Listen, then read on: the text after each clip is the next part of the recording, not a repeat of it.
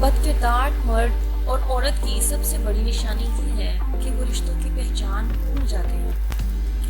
ایک روز ایک شوہر جب باہر سے اپنے گھر میں داخل ہوا تو دیکھتا ہے کہ اس کی بیوی زاروں کی طرح رو رہی ہے۔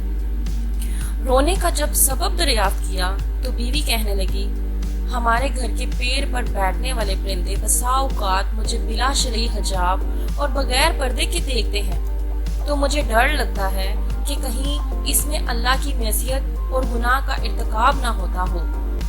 جس کا اگر مجھے ایک دن اللہ کے سامنے حساب دینا پڑ گیا تو میں کیا جواب دوں گی۔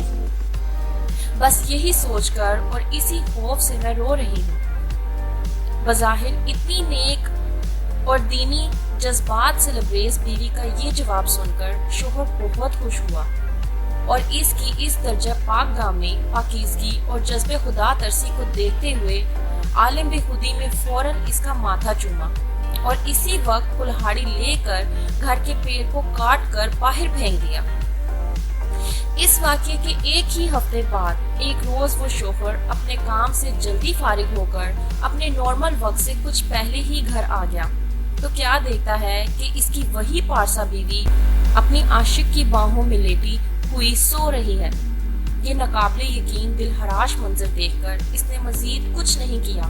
بس گھر سے اپنی بعض ضروریات کا سامان لیا اور اپنا گھر اور بستی چھوڑ کر نکل پڑا اور چلتے چلتے ایک دوسرے شہر تک پہنچ گیا جو بادشاہ وقت کا اپنا شہر تھا۔ وہاں دیکھا کہ امیر شہر کے محل کے ارد گرد کافی لوگ جمع ہیں۔ یہ منظر دیکھ کر جب اس نے اس بھیڑ کا سبب پوچھا تو لوگوں نے بتایا کہ بادشاہ سلامت کی تجوری چوری ہو گئی ہے۔ اسی دوران اس بھیڑ سے ایک ایسے شخص کا گزر ہوا جو پورے پیر کی بجائے صرف اپنی انگلیوں کے اطراف کے بل بہت سنبھل اور بچا کر انتہائی احتیاط سے چل رہا تھا۔ اس آدمی نے جب اس شخص کے بارے میں پوچھا کہ یہ صاحب کون ہے تو لوگوں نے بتایا کہ اس شہر کے دینی گروہ مذہبی پیشوا اور شیخ صاحب ہیں جو اپنی انگلیوں کے بل محض اس لیے چلتے ہیں تاکہ ان کے پاؤں کے نیچے کوئی چیونٹی آ کر کہیں دب نہ جائے اور اس کی موت ہو جائے، اور اس طرح وہ ناحق قتل نفس کے عظیم گناہ کے مرتکب نہ ٹھہر جائیں۔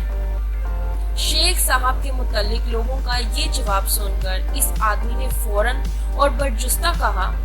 اللہ کی قسم مجھے بادشاہ کے خزانہ اور تجوری کے چور کا پتہ ختمہ مل گیا ہے، مجھے اسی وقت بادشاہ کے پاس لے چلو۔ بادشاہ کے پاس پہنچ کر ابتدائی حال چال کے بعد اس آدمی نے عرض کیا، بادشاہ سلامت، آپ کی تجوری کا چور کوئی اور نہیں بلکہ آپ کے اس شہر کے دینی گروہ اور مذہبی پیشوا شیخ صاحب ہی ہیں۔ یہ سن کر بادشاہ کو سخت حیرت و تعجب ہوا، جس پر وہ آدمی مزید یقین دہانی کراتے ہوئے کہنے لگا کہ اگر مجھے اس الزام میں جھوٹا پایا جائے تو میرا خون معاف، اور اگر اس الزام کے بدلے میری گردن بھی اڑا دی جائے تو بھی میں اس کے لیے مکمل طور پر تیار ہوں۔ آخرکار بادشاہ نے اس کا اتنا پختہ جواب سن کر شیخ صاحب کو فوراً دربار میں حاضر کرنے کا حکم دے دیا۔ انہیں دربار میں لایا گیا۔ پوچھ تاچھ اور تحقیق کے بعد آخرکار شیخ صاحب نے اپنا جرم قبول اور تجوری چوری کا اعتراف کر ہی لیا۔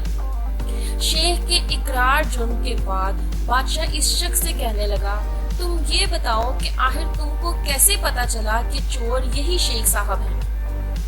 جبکہ وہ اپنی ظاہری شکل و صورت اور وضع قطع سے انتہائی نیک، صالحہ اور پارسا دکھتے ہیں۔